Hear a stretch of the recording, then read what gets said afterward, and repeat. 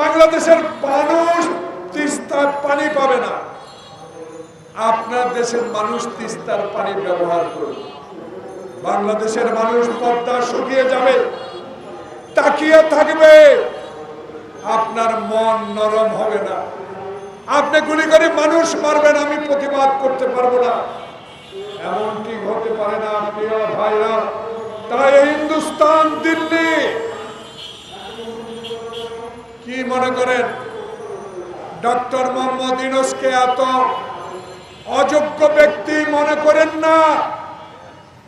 শক্ত হাতে প্রফেসর মোহাম্মদ ইউনূস বাংলাদেশে মুগ্ধের রক্তের পরে ক্ষমতা গ্রহণ করেছে, সরকার গঠন করেছে।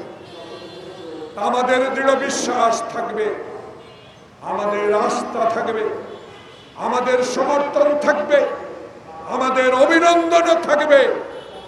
কিন্তু সেই অভিনন্দন, সেই সমর্থন যেন কিছু কুচক্রী মহলের ইঙ্গিতে আবার বানচাল না হয়।